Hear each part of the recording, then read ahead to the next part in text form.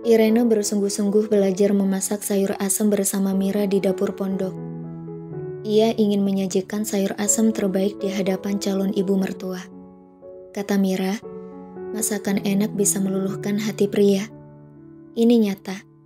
Ada berapa pria yang jatuh cinta pada wanita karena masakan sang wanita yang enak? Banyak. Meski masakan enak bukan satu-satunya faktor pemicu jatuh cinta, tapi bisa menjadi salah satu faktor pemikat. Bahkan sang suami bisa semakin manis dan cinta jika sudah dimasakkan menu yang enak. Jadi tak ada ruginya belajar memasak. Apalagi jika masakan bisa memikat hati calon mertua dan menjadi pemulus atau restu yang susah diberikan. Irene bertekad untuk memasak dengan serius. Dia harus membuktikan di depan calon mertuanya bahwa dia memiliki bakat terpendam di balik casingnya yang tidak meyakinkan. Dia akan berjuang sampai titik darah penghabisan. Irene, ini bahan-bahannya ya. Ada kacang panjang, labu siam, melinjo, daun melinjo, kacang tanah, tomat sama jagung. Bumbunya ada garam, gula jawa, asam jawa, cabai merah, cabai rawit, bawang merah, bawang putih, kemiri, lengkuas. Nah, bisa pakai terasi juga sedikit. Ini menambah cita rasa. Nanti pakai daun salam juga. Biar enak, kuahnya bisa pakai kaldu bubuk. Ini opsional aja. Irene mendengar penjelasan Mira baik-baik. Langkah pertama, kamu ulek bumbunya. Aku contohin ya. Mira memberikan contoh cara mengulek bumbu dengan cobek yang ukurannya cukup besar. Suara hentakan ulekan itu terdengar menggaung di segala sudut. Mira mempersilakan Irene untuk mencoba mengulek bumbu. Dengan percaya diri, Irene mencobanya. Ia pikir ia bisa melakukannya dengan mudah. Cuma ngulek mah gak susah. Namun nyatanya, setelah ia mengulek bumbu, tenaga yang ia keluarkan begitu kencang hingga membuat bawang merah dan putih meloncat terbang ke awang-awang. Mira tertawa cekikikan. Hati-hati atuh Neng, pakai feeling nguleknya. Jangan kayak lagi main gulat. Irene ikut tertawa.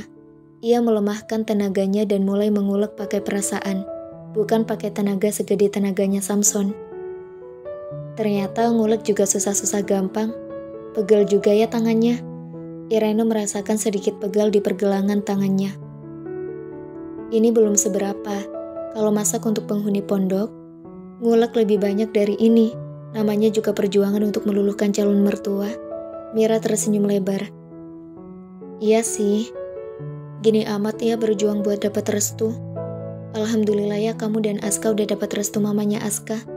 Tinggal restu dari papanya Aska. Alhamdulillah Ren. Aku yakin lambat laun papa Aska bisa benar-benar ikhlas. Kemarin beliau nanya ke mama Aska, anakku laki-laki atau perempuan? Namanya siapa? Aku terharu waktu mama bilang gitu di telepon. Itu artinya di hati papa ada kepedulian pada cucunya. Segaris senyum melengkung di kedua sudut bibir Irene. Ia ikut berbahagia dengan kabar baik yang barusan ia dengar.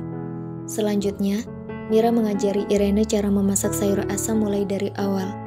Pertama, sayuran yang lebih lama matang direbus dahulu seperti jagung, melinjo, kacang panjang, daun melinjo dan tomat dimasukkan belakangan karena cepat matang. Setelah air mendidih, Mira memasukkan bumbu yang sudah diulek. Tak lupa lengkuas dan daun salamnya. Seusai memasak, Irene mencicipi masakan Mira.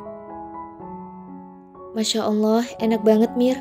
Seger, asem, pedas, manis. Pokoknya pas banget. Pantas ya Aska cinta mati sama kamu. Masakannya enak banget. Mira tertawa pendek. Bisa aja kamu Ren. Alhamdulillah kalau enak.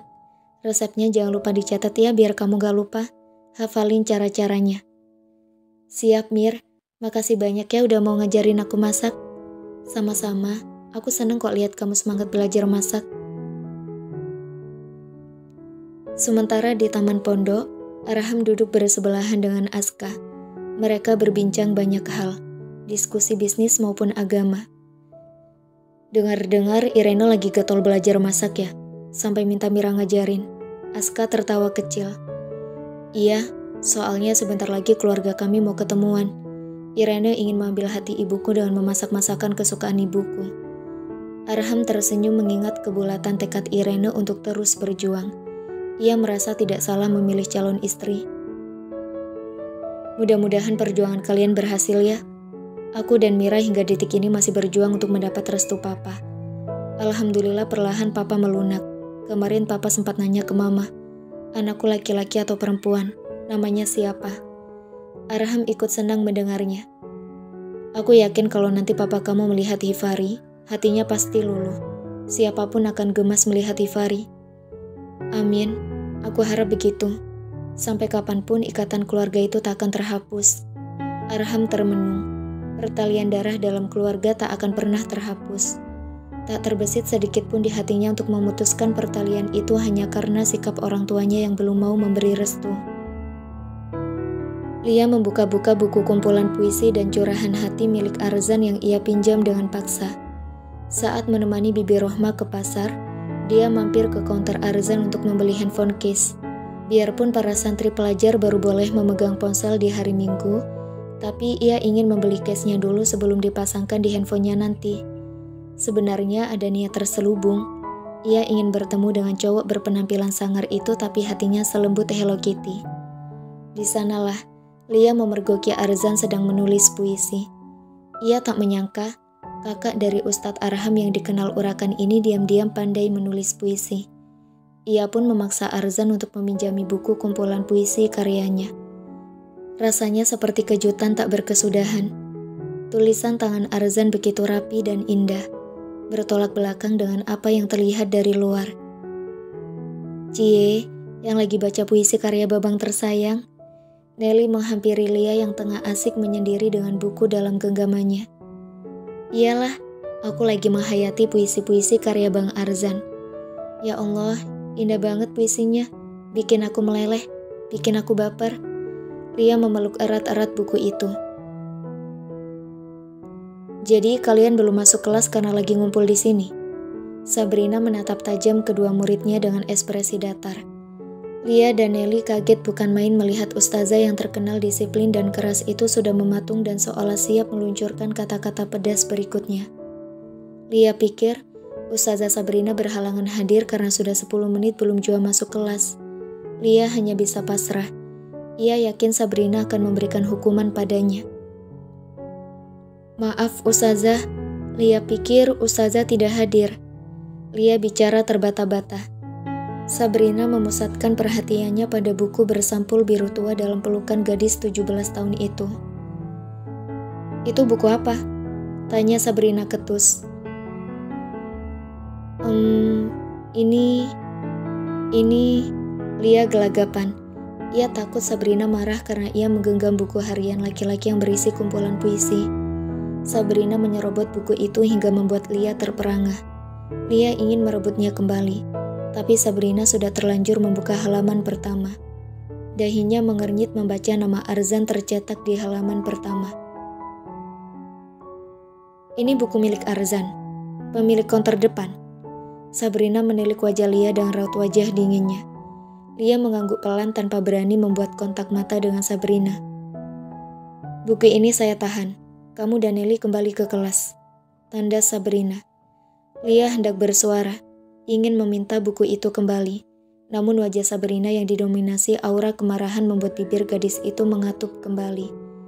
Ia tak berani melawan ustazah yang dikenal tegas dan menyeramkan saat tengah marah. Lia dan Nelly berjalan menuju kelas. Sabrina memandangi buku harian milik Arzan. Ia mencium sesuatu. Barangkali ada hubungan spesial antara Arzan dan Lia. Kedua sudut bibirnya tersenyum sinis. Ia tak habis pikir pria yang pernah mengisi lembar kisah cintanya sekarang jatuh cinta pada gadis 17 tahun. Ia curiga, Arzan hanya ingin mengambil keuntungan dari Lia. Ia berencana untuk mengembalikan buku harian itu pada Arzan dan memperingatkan pemuda itu agar tidak berbuat macam-macam pada anak didiknya.